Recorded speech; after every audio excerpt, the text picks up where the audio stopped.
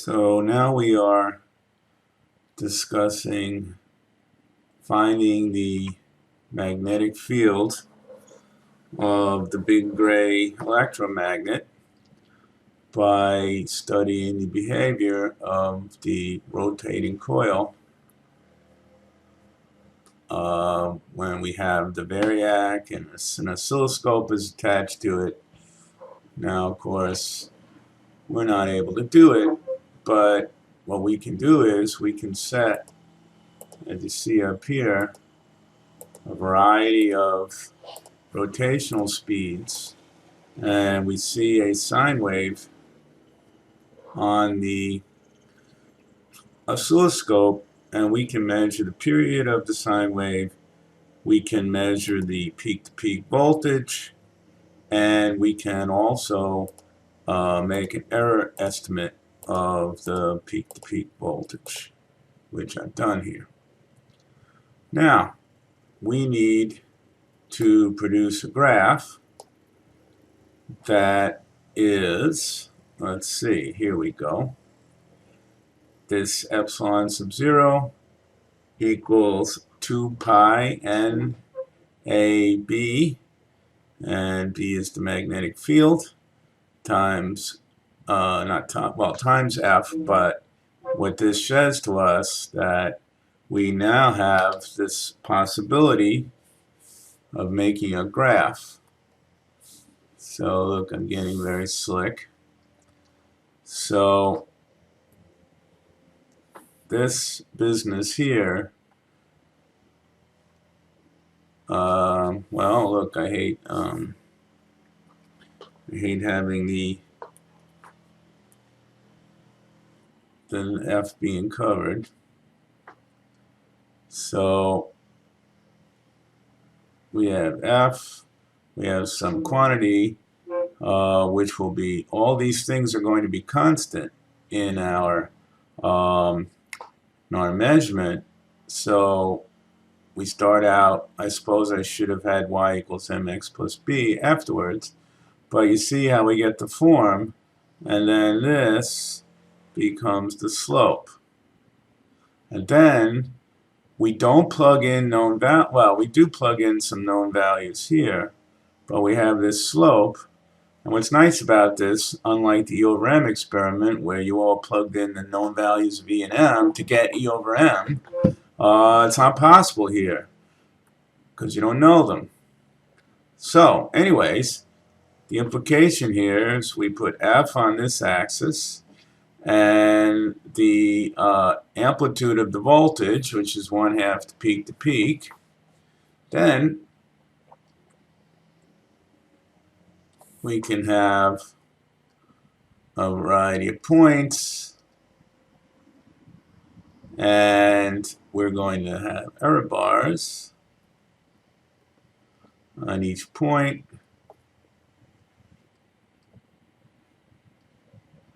And then we have the possibility of doing a straight line fit.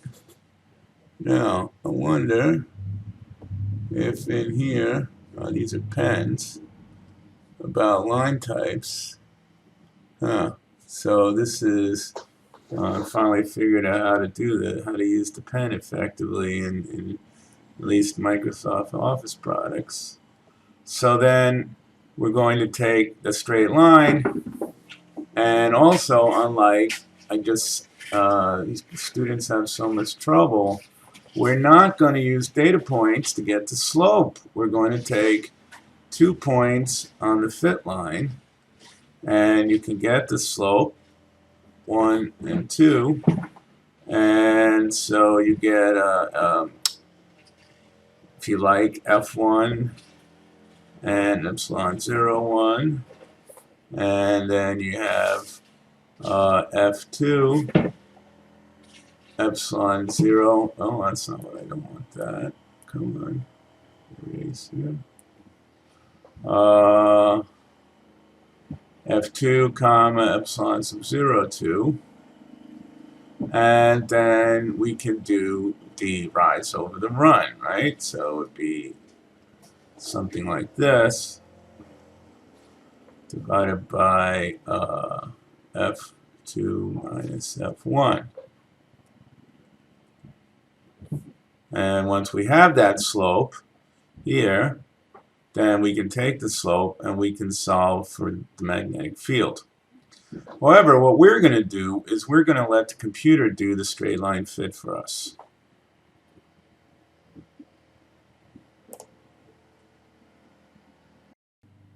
So let's get to it.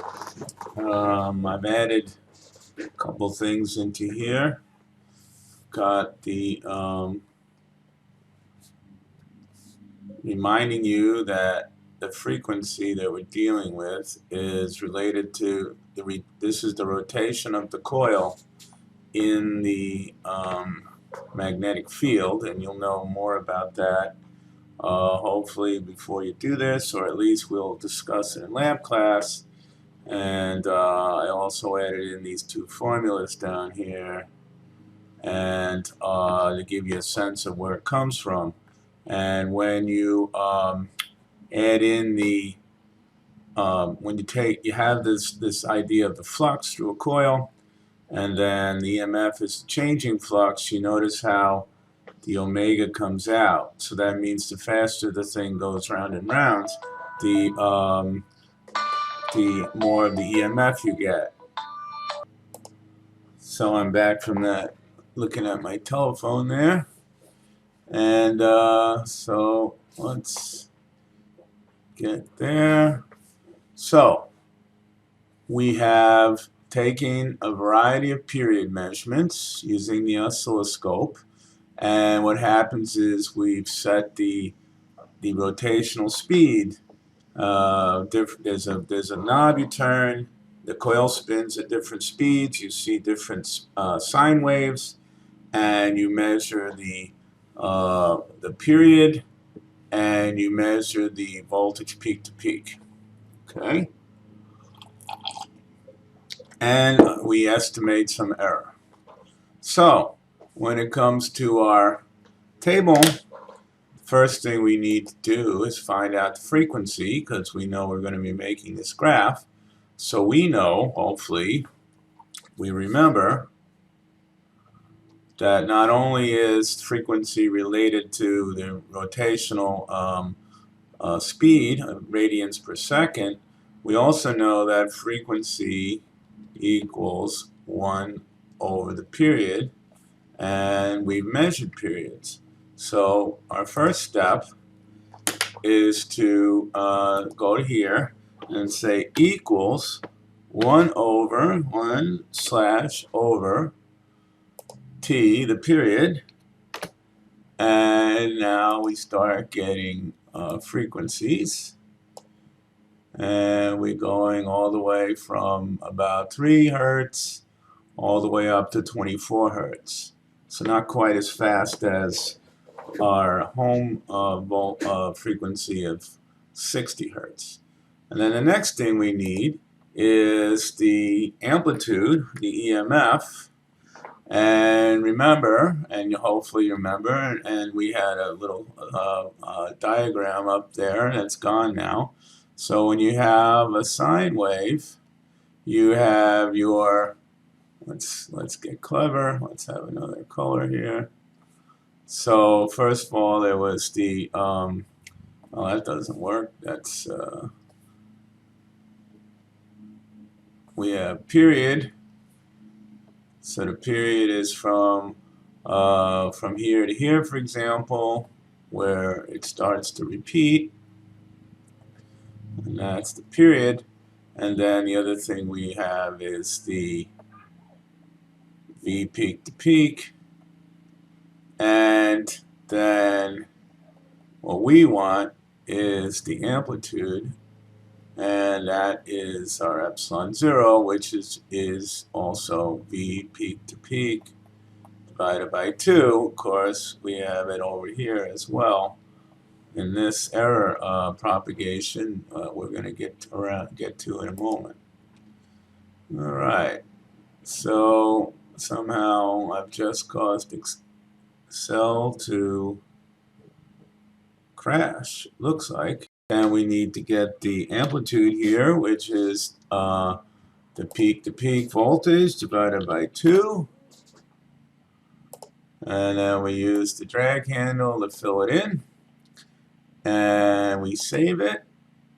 And, oh, I see, because it doesn't think it's the same file anymore. And yes, we want to replace it. All right. Now, we have here sigma epsilon sub 0, which of course is simply another way to say plus minus, so we'll keep our labeling here consistent. And get rid of the subscript here. And then we'll hit it up with the plus minus. Notice we have to use this apostrophe here because Excel will think that it's a formula when it sees the plus, even though I would have thought we'd need the equal sign first. So now we have plus minus.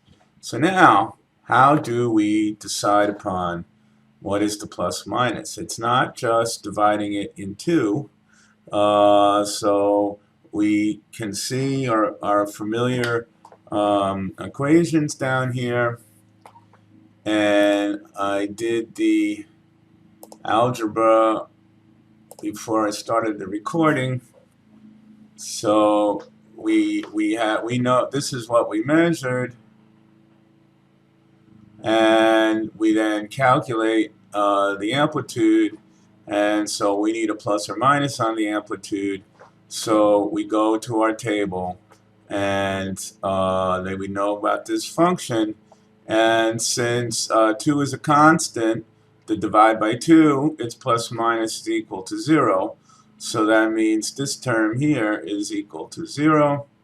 And so then we just square root the square, and we're left with this here, the plus minus v divided by the v. And of course that is peak to peak. We want to be real strict. And multiplied by the value that we got that's in this column. Okay, so let's take a look. So it says equals to the that guy, the EMF, the amplitude, times,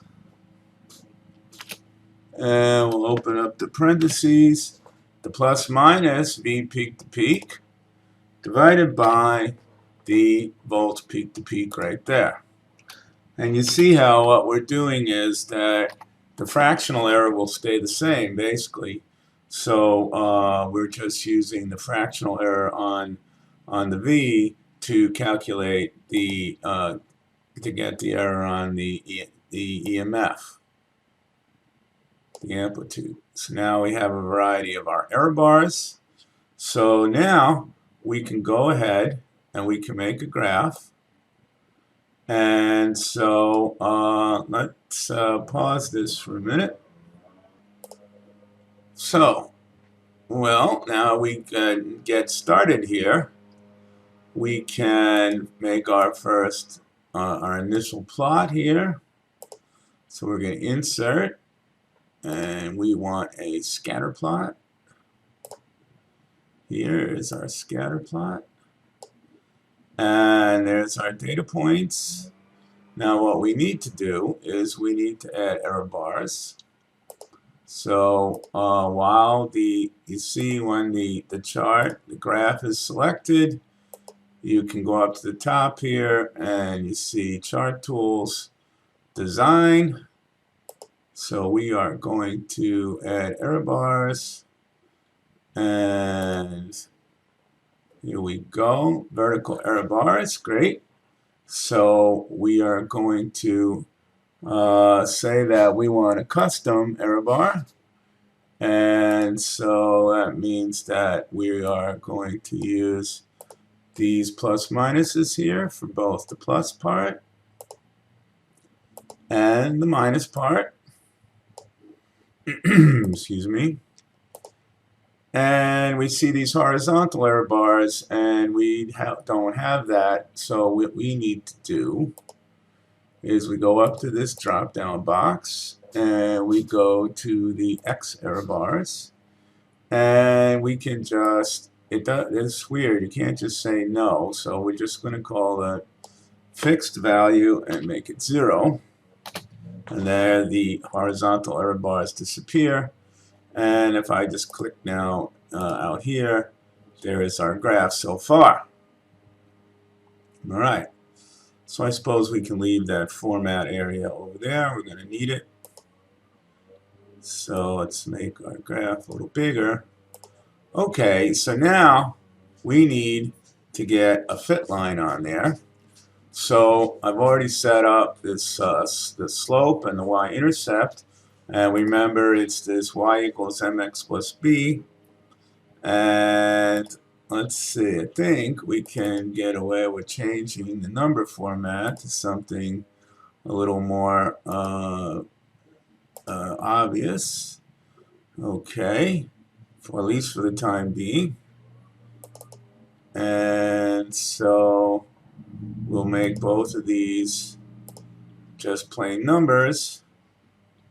Nice. And great. So now we have an idea. So it looks like we have a slope.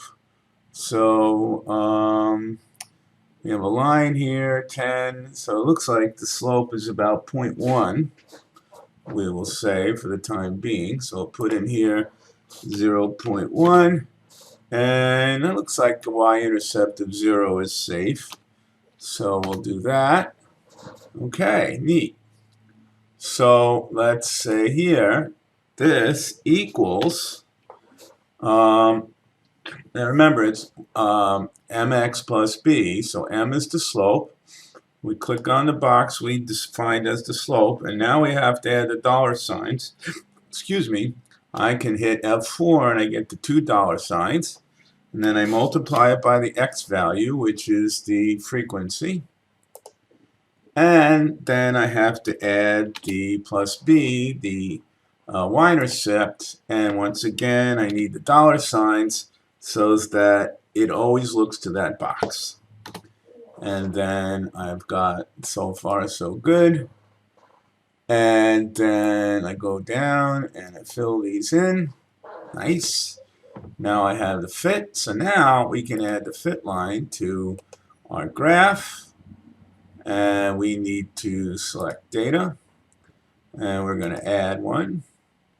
So now we select the box for the name of it for our legend. And we select our x values, which of course are here. And now the y values are the fit values. And we say OK. And OK. Now once again, what's nice to have here, now notice the title disappeared because that was just the because it had only one data set, and we are going to add, to help us work here, a legend. And then we're going to bring the legend up here. And that's just to remind us which one is which. Make it a little bigger. Nice. Okay, so the fit, we need the fit to be a line, of course. So we just click on and make sure all of them are highlighted. And then we can say format data series. Now if we I left this open over here, this on the right, so as soon as I clicked on that one of the data points, this came up. So what we need to do is go to the paint can, and we have to say we want a line, a solid line, and marker, we don't want any marker. And we go back to the line, and I always like to make fit lines, say red or something like that. And I'm going to make the size smaller, make it a nice thin line. Sweet. So now we have a fit line, and hopefully you remember that I can play with the parameters here, and I first said 0.1. Let's try 0.05, and notice it all kind of moved. So 0.04, and it's getting there. Let's say 0.01. Let's go extreme. Now it's too little. 0.02. So we're getting close. And we are going to take it to the next level, though, and we're going to let the computer do the fitting for us. And we're going to use this thing called a chi-squared, and I'm going to show you how that works. All right, so we got 15 minutes on this one. Well, we'll just keep going. We'll see. Maybe I'll slice and dice it with Camtasia. All right, so the next thing is the residuals. And the residuals, I remind you, let's get our pen tool here. By this time, you really should know what residuals are. Is data minus the fit. Oops, and that's not the word fit. Let's go here. And in anticipation of crashing things again, I'm going to save this. There we go. So that means we go equals, and we have the data here, the y-axis, minus the fit value, which is here, and we say enter. And so what happens now? So now the residuals are all negative since the fit line is above. Okay, usually we think of these as positives, so we can actually just change it to the fit minus the data. So forgive me, I screwed up. Fit minus data, enter. So that's a positive number. Oh, in fact, I goofed because, in fact, that should have been a negative number. Look down here. So I was right the first time. Always go with your first instincts. I just hit the undo button. Let's do the fill handle, and well, interesting. So maybe I did get it wrong because I would have expected these to be positives. So, oh no, that's right, because these are below the fit line, so they're negative. So I got it right. Good. So they're all negative, and we can, you may recall, that we can do a sum of the residuals, and if they equal to 0, we think we have a good fit. And the problem with that is that you can have a very good fit, and it can be very wrong. Very good fit because the residuals tell you it's good. We're not going to, that's in another video.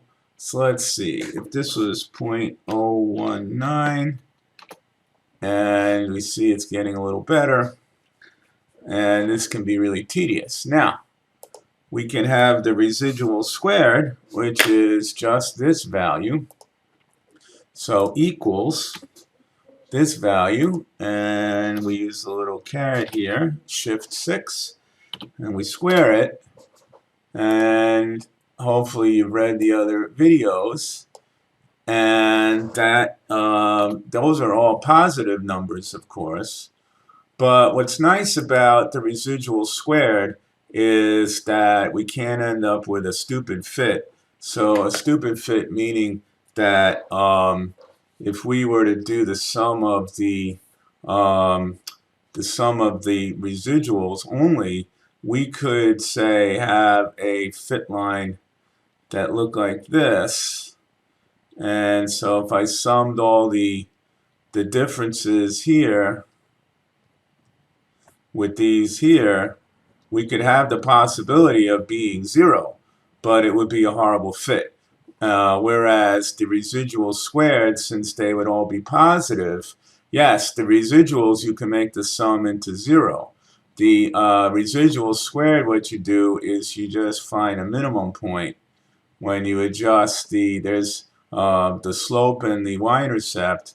As you adjust them, you get down. You want to get down in the bottom of this well, and that's how you know you have a good fit. And then at that point, you also know that the sum of the residuals themselves are as close to 0 as possible.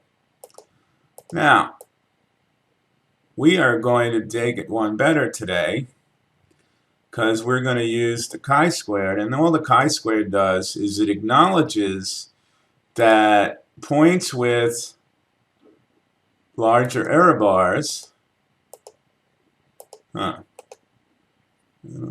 crash it again. So we're back from the crash. Let's save it to be safe. And we were erasing when it went off to La La Land. Let's get rid of this. Alright, yeah, I was trying to stop inking and it didn't work anymore. So, we all kind of know, hopefully we remember, that if a data point has a large error bar, we want to de-emphasize that one. And so that's why we use chi-squared. And all chi-squared is let's see here. Chi-squared is simply the residual squared divided by the plus minus, the sigma squared. And so that means that the bigger is the error bar, the smaller is the chi-squared. So when you take the sum, the ones with the bigger error bars are smaller, so they don't contribute to the sum quite so much. Okay. So let's see if we can do this. We keep this around, maybe. Well, I think I already sent it into La La Land, so I'm glad I saved things. Oh no. So we've got this. Well, let's just do, we'll paste it as a picture. Then it's much easier to deal with, because then we can just scale it smaller, and then it's out of the way. Okay, so this equals the residual squared divided by the plus minus, and we have to square that. And so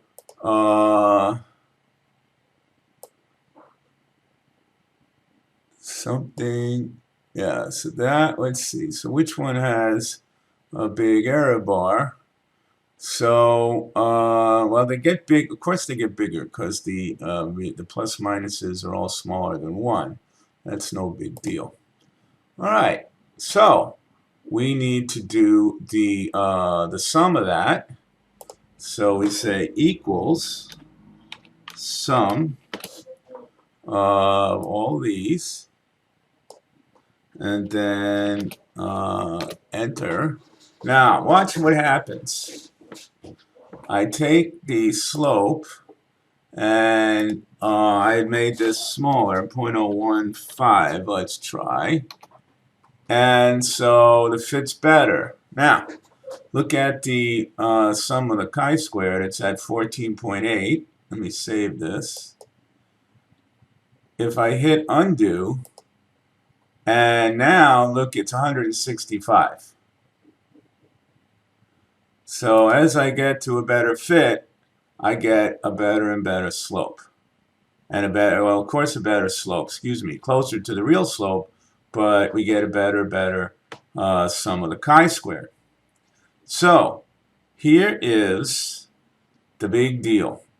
So we go here, and we go to data. Now, you have to have this thing called Solver installed, and I have a video on my YouTube channel just for this purpose, and hopefully I'm going to remember to put this on your on the Canvas page, a link directly to that video. So here's what we do. We click the solver, and this dialog box comes up. And so what we want to do is we want to minimize, see, minimize, and you know we want to minimize chi-squared. So we use this guy here, we select the sum of the chi-squares. Then by changing variables, which are these two guys, the y-intercept and the slope, great. And then we say make non-negative. No, we want everything that could become negative. It shouldn't in our case, but the y-intercept might become negative, and we don't want it to restrict itself. So we click solve and continue. And let's see. Ooh. Okay. So it hasn't decided. It thinks it can keep doing better. And so this is different. I don't remember. Trial solution. So I'm going to say stop because I hit a couple times and the slope didn't change very much. So I'm going to keep it. Okay. And look at that. Really, really sweet, huh? So now we have the sum of the chi-square is 1.19. That's nice. We have a thing called a chi-square per degree of freedom. So it's not the greatest fit. I think the error bars I put on here are artificial. And I will get into chi-square per degree of freedom a different time. So now we have determined the slope of the graph. And I'm going to stop the recording now. And we will get into what to do with the slope we've just found.